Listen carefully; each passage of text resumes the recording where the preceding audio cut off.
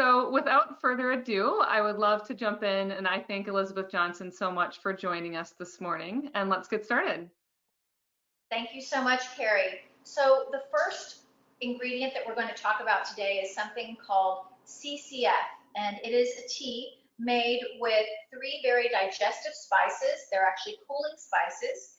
They have the effect of gently detoxing the body, and they also help us with digestion. And from a flavor perspective, what I love about this tea is that it's savory, and very few teas are actually savory. And so when you're eating your food, to have it or to complement it with a warm tea obviously helps with hydration, it helps with digestion, but it also tastes really good because it's savory. So if you see the different seeds that we have in here, it's a 1-to-1 ratio of cumin, coriander, and fennel, and then I add a little bit of coriander to my mix. So green cardamom pods right here, as well as coriander, fennel, and cumin. And all you have to do is dry toast these ingredients in a dry pan. You should not use any oil whatsoever. And when we dry toast them in a dry pan, what happens is something called the Maillard reaction, which is actually a phenomenon where the strands of protein that are inherent in each of these ingredients come together, and it has the effect of making it taste more delicious. So it's why bread tastes better when you bake it. It's why coffee beans are roasted. So we dry toast these ingredients to bring out the natural flavors and to make the flavors really sing. And what I've done is back here, I have a little bit of water that I brought to a boil, and I put about a tablespoon worth of my seed mix in there. And what this is now, I don't know if you can see, okay, so now we're going to talk about the ginger pickle. And so what we have here is a piece of ginger, and this particular piece of ginger is, it's a rhizome. So ginger and turmeric, 2 of the ingredients that we're going to work with today. You can find them in most grocery stores today. Ginger and turmeric are anti-inflammatory superfoods. So you might be a little bit intimidated by these things, but if you have a peeler, like a vegetable peeler, or even if you just have a spoon, you can very easily scrape the skin off of the turmeric, or if you would prefer to use a potato peeler, you can do that as well. We actually like to save all of the peels from our ginger and our turmeric because we use them in a multitude of recipes at the restaurant. So I have a restaurant here in San Antonio, Texas called Farm Table, which for me is a synonym for culinary medicine. And so at Farm Table, we take all the peels from a lot of the vegetables and the rhizomes that we cook with, as well as the fruits, and we use them to create infusions, we use them to create stocks. So many of the phytonutrients in our plants actually reside in the skin. So it's really good to make sure that we save all those good skins, 1, because of the phytonutrients, and 2, because of the cost. So if you look at the cost of ginger and turmeric that you buy fresh in the grocery store, they're actually quite expensive. I would say that they're on par with like fish. So it's all about utilizing all of the product as opposed to throwing it away. So as Carrie mentioned, you can either grate the ginger or you can cut it very thinly. And here I have very thin slices of ginger that are marinating with lemon juice. I've put a little bit of pink salt. We like to use the pink Himalayan salt at the restaurant, and a dab of honey. And at the restaurant, we actually serve this in a spoon with a little bit of fresh turmeric, as well as a spearmint leaf. And the reason we do that is because when we do that, we actually have all 6 flavors in the Ayurvedic flavor wheel present at one time. And I like to use that as a teaching tool because most people have never intentionally eaten all 6 flavors at once in the mouth. And when you actually try all 6 flavors at once, it is an amazing experience. And I call it a symphony in the mouth, and it's really fantastic. So this ginger, this pickled ginger, is used to kindle the digestive fire. it's almost, it communicates with the body, it communicates with the stomach. It lets it know that it can kind of start its engine and it can get ready because now, you know, the food's gonna come. So we like to send this out as almost like an amuse-bouche to our guests in the restaurant. And so that's the ginger pickle. That is the CCFT. And I also just want to say one more thing about this CCFT. You can grind all these ingredients and use them as a dry rub. So you can use these ingredients as a tea, and you can also use it as a seasoning. So we use this as a garnish, and we also use this to dry rub different recipes. So we use this for meats especially. So the next thing that we're going to cover is actually the soup. So the soup that we're making today, I mentioned earlier during our phone call that it's inspired by a Brazilian soup that comes from the northeastern part of Brazil, and it's called a moqueca, spelled M-O-Q-U-E-C-A. Now, typically this is a very rich stew made with seafood and a red palm oil called dende oil. I removed the dende oil, I removed the seafood, and I made it a vegan everyday soup. And it gets the creaminess from coconut. So if you buy coconut flakes at the grocery store, instead of using coconut milk, I actually create my own coconut milk by using coconut flakes. So these beautiful coconut flakes right here have a lot of wonderful saturated fat in them. If you did not have coconut flake, you could substitute with coconut milk. I just try not to buy things out of a can. I try to make everything myself, but you can find good quality organic coconut milk like this one right here. So I brought that just to show you. So the recipe is super simple, and it is such a crowd pleaser. I don't think, we actually can't take this recipe off the menu at the restaurant because people love it so much. And so it changes throughout the year based on the squash that we have in season. So that's another reason I love this soup, is because in the summer, when we have an abundance of yellow squash is not my favorite vegetable, but it makes a beautiful soup with this recipe. Now, right now, in the wintertime, we're using butternut squash. For this particular recipe, we're using butternut squash. You can also use acorn squash, but if you can see the different ribs on the acorn squash, it's a little bit more difficult to chop. So, you know, take it easy on yourself. You can also find butternut squash today, especially in this season, already cut, already fabbed in the grocery store, so that you don't have to go to the trouble of peeling the butternut squash and then taking the seeds out and cutting it yourself. So the ingredients for this particular dish are the butternut squash, the sweet potato, a yellow onion, ginger that's already been peeled and grated. And the reason that's important is because we don't want to strain this soup. We want to blend it after we've cooked it. And if we have not grated it on a microplane, like one of these, then you're going to get the hair from the ginger. We do the same thing with the turmeric. So we peel the turmeric and then we grate it with a microplane like this. And then it's ready to add to our recipes, and we don't have to worry about passing it through a strainer. So right here behind me, in my pot, I've got my onion. I'm going to begin sweating my onion with a little bit of oil and water, and then I add my coconut right here.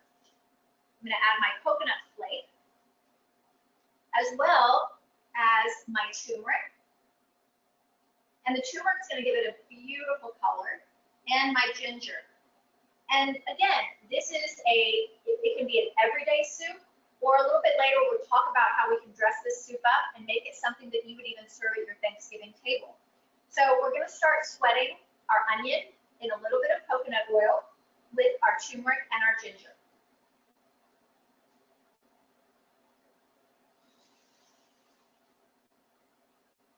All right.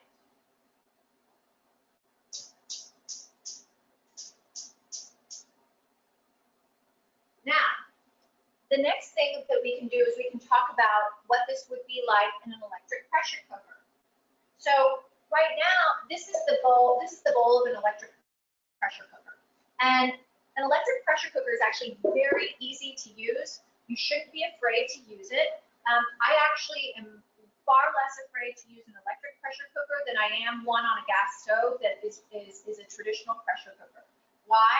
Because the pressure cooker has a valve on the lid that will not open if there's too much pressure. So the unit cannot explode on you. It cannot hurt you. What you can do is you can burn something inside of it if you don't put enough water in it. But otherwise, it's actually a very safe and very convenient tool for you to use in your kitchen. And I prefer using things like an electric pressure cooker to a microwave or other items like that because it gives you a really wonderful tasting product in a very short period of time. So highly recommend the electric pressure cooker. If you don't have one in your kitchen, you can get one online. They cost about a really good quality one would cost about $150.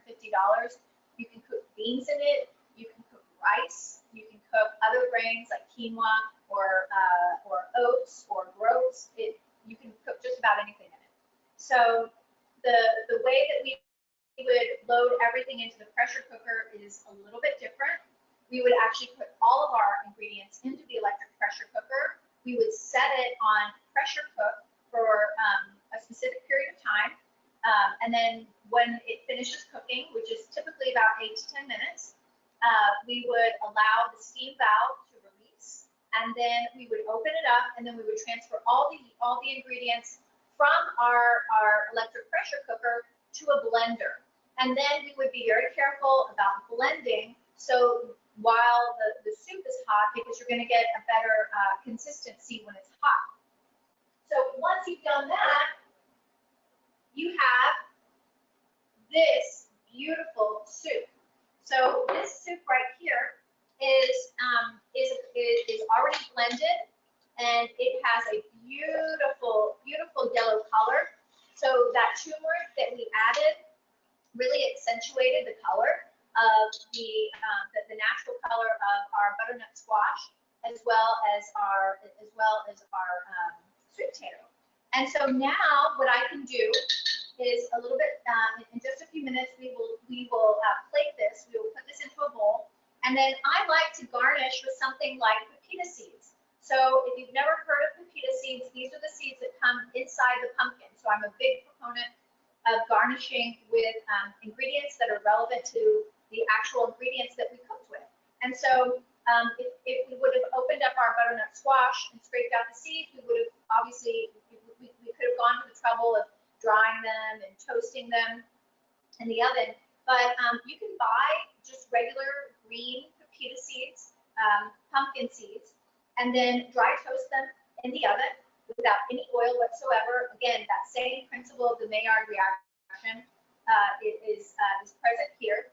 The other thing that we can use to garnish our soup is toasted coconut. And I always love having toasted coconut, toasted pepita seeds. I even toast my hemp seeds. Pretty much all my nuts and seeds for garnish I toast because it gives it a much better flavor when it comes to garnishing and finishing a dish. So that is this is our moqueca soup. This is our squash moqueca. If we wanted to add salmon, or if we wanted to add other vegetables and make it a more traditional one dish meal, we can do that. So one of the things that I like to do with this particular recipe during Thanksgiving, I will buy a beautiful sugar pumpkin, or perhaps like a Cinderella pumpkin. I'll take the top off of the Cinderella pumpkin. I'll scrape out the seeds. I'll put a little bit of water in it, season it very lightly with salt, cover it with some foil, and I will put it in the middle rack of my oven, and I'll cook it low and slow, about 325, until the pulp is soft. I'll remove it from the oven, take some of that pulp, use that pulp for this particular recipe, and then sometimes I add fish, and I'll add other aromatics like tomatoes, as well that I julienne, or even bell peppers that I julienne just for some color, to have a nice rainbow of colors. And you can gently poach salmon or halibut or any other fish that you have that is fresh and available to you, and then transfer that mixture back into the pumpkin, and then you can serve it on a beautiful serving platter at your Thanksgiving table, and it is a huge crowd pleaser. I've never served this soup where it wasn't absolutely very well received. The other thing you can do is if you wanted to make it more Asian, you could add lemongrass, galangal, kaffir lime leaves. You could even add fish sauce to it if you wanted to go a completely different direction. So that's why I love the versatility of this soup. It is warming, it's comforting. You can span the globe in terms of the influences that you use for this. And really, at the end of the day, it's primarily plant-based. And I think that these pureed soups are a wonderful way for us to get more vegetables into our bodies, because a lot of times people might not have eaten the onion and the ginger and the turmeric and the butternut squash, as well as the sweet potato. But when you put them all together and you puree them, it's absolutely delicious. It's also wonderful for kids. Who doesn't like soup in the wintertime, right? So that is that's going to be our squash moqueca. And now I want to move on to a warm smoothie recipe that Carrie was talking about a little bit earlier. And what I like to do is I like to soak my dates. So I keep a jar in my refrigerator with dates, and I just add water and I keep them there. And what happens is I can use the liquid that's inside that jar as well as the dates, and it makes them a lot easier to digest and a lot softer. So if I'm making something like a smoothie, it makes it a lot easier to blend. So our smoothie is going to actually have, these are all soaked dates that we've already soaked, that like I said, I pre-soaked. We're going to add a little bit of our raw cacao powder, and we like to use a cacao powder from Peru. That's what we use. I'm going to add just a pinch of cinnamon, and cinnamon is an amazing spice. Not only is it warming, but it also helps us regulate our blood sugar, and it also has the effect of making things seem a little bit sweeter. So if you notice that in this particular recipe that you had in your course guide, the sweetener is coming from the dates. Dates are a wonderful nourishing sweetener because it's not going to give you a spike. And it's going to give you that sense of satiation. But we're also going to use some raw local honey. And so I recommend that if you don't have some local raw honey in your pantry, find a local beekeeper that has raw honey. Raw honey is really a very healing ingredient, especially when it comes from bees that are in your area that have pollinated plants in your area. It can help a lot with your allergies. So we're going to add some raw honey to this. And you know, another thing that we could add to this, we could add some ginger. You could add some grated ginger to this. You could also add some grated turmeric. I'm looking at my containers that still have a little bit of grated ginger and turmeric in them. I love folding in anti-inflammatory superfoods like the ginger and the turmeric because it really helps add just a little bit extra horsepower to a recipe like this. The next thing we're going to do is we're going to add some of our soaked almonds to this particular recipe. Let me grab these almonds. And when you soak your almonds, the skin comes off very easily, and you can either peel the skin off of the almonds for easier digestion, or you can choose to use it. You can choose to use the skin. I personally like to remove the skin because the skin is a little bit upsetting to my stomach, but it's really about your personal preference, about what's best for you. But that's why we soak the almonds, is to remove this skin and make them less and make it less tough for us to digest. And so once we put all these ingredients together, depending on how thick or how thin you want your smoothie to be, you can add water. You could also add additional almond milk. You could also add hemp milk or oat milk. There's so many different things that you could add. You could even add coconut milk if you wanted to. But here, I'm just adding I'm adding the almonds, the dates, the cacao powder, the honey, and a little bit of water, because that's all we need. We're going to make our own almond milk, really, with these freshly soaked almonds and the water. So give me one moment. We're going to do that. And then we're going to add the rest of our savory ingredients to the soup that I have back here. Now that my onion has sweat, you can't see this, but you can see the steam coming off it. The onion is nice and soft, and we have the coconut flake, the turmeric, the grated ginger in that particular, and now everything's soft and it's ready for the rest of our ingredients. So there goes our squash, and now our sweet potato. And at this point, all we have to do is add a little bit more water.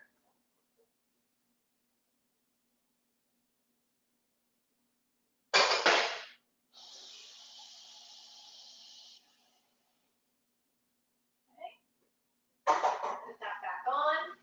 And I'm going to add a little bit more water to our smoothie so it makes it easier.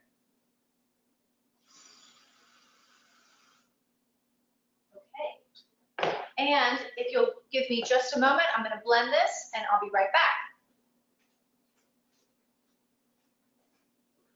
And just to add in a few pieces to reiterate what Elizabeth has been sharing, that, you know, I think the big theme you notice is we really wanted to look at things that were really easy, because, you know, there's a lot going on. And I know for me, finding things that are easy is kind of the key. So it's easy for me to blending going on.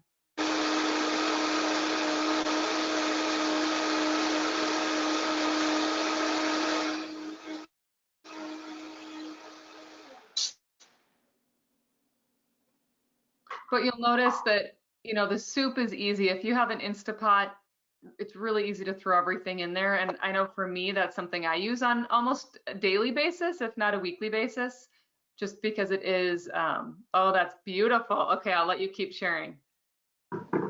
Carrie, I wish you were here. It smells really good. I wish I was there too. So like Carrie said, this is a healthy version of a milkshake. If we, by using warm water, we can make this warm. There's also blenders nowadays that allow you to have a heater function, so you can add all of your ingredients, and then you can activate a heat function to make your smoothie warm. And also, if you look at the Smoothie 101 course guide that I included in your materials, it's a lot of do's and don'ts that I learned from Ayurvedic practitioners like Carrie about combining different ingredients and some of the pitfalls really that we have with regard to making smoothies, because a lot of people think smoothies are really helpful, but we can do some pretty bad things to our digestive system by adding ingredients that don't work well together. And so this is an example of a Ayurvedically sound warm smoothie, and there's other recipes that were included in your recipe packet that I invite you guys to try as well. I'm going to try this smoothie. It's delicious. There's absolutely nothing missing here. This could go head to head with a chocolate milkshake any day of the week.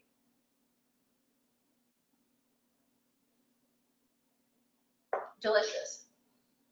Carrie, do you want to go ahead and try and serve the soup for our guests? Yep, let's go ahead and do that. Yeah. And one of the, you know, Elizabeth is amazing at teaching, but she's also really amazing at cooking. So I know one of the biggest things I missed from San Antonio was going to her house for some meals, because it was always really, really tasty. Look at that color, it looks beautiful.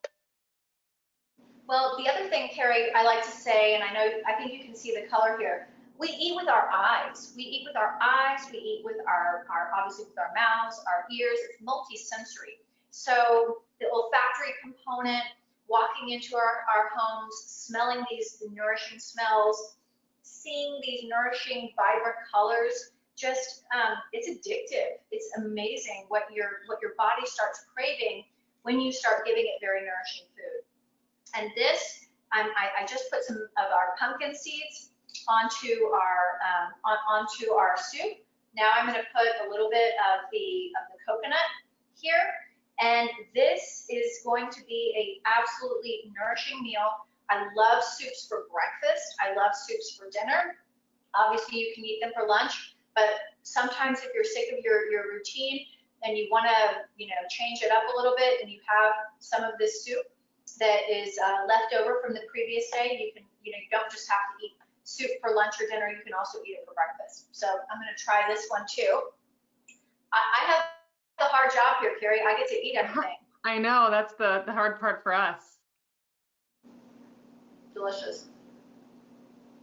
And I like the crunch with the pumpkin seeds as well as the toasted coconut. It adds a sweetness and an earthiness to the dish, which is absolutely lovely. Mm-hmm. And that turmeric really gave it a beautiful color. Absolutely. Totally beautiful.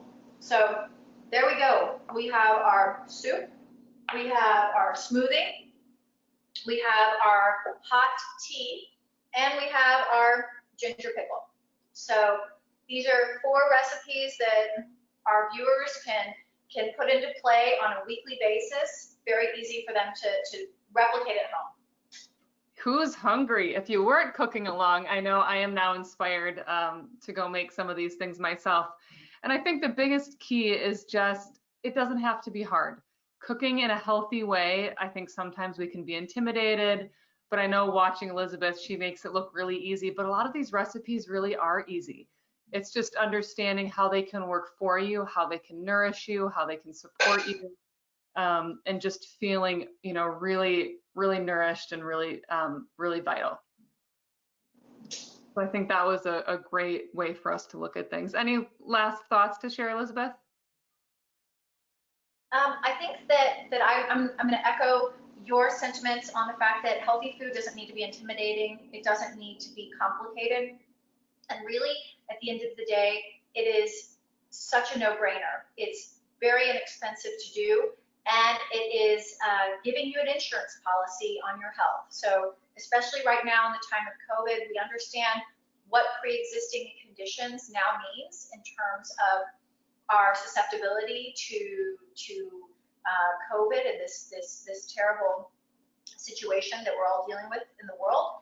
And so why would you not want to make yourself more healthful? Why would you not want to insulate yourself from this kind of pandemic? So here we are. Thank you again for taking the time, Elizabeth. I know I even took away a few pointers that I can incorporate. And we hope you find some things that can inspire you. I think now we're all cooking more, we're in the kitchen more. So even just 1 or 2 things that you can use to shift your perspectives, I think is great. And we hope you'll join us on Thursday, the 24th at 11, where we'll be talking about, again, the Chinese medical perspective on COVID, other ways we can boost our immune system, and just really continue to find ways to thrive, to feel good in this crazy time. So thanks again, Elizabeth, and we hope you all have a great day. Thank you so much for having me. Bye-bye.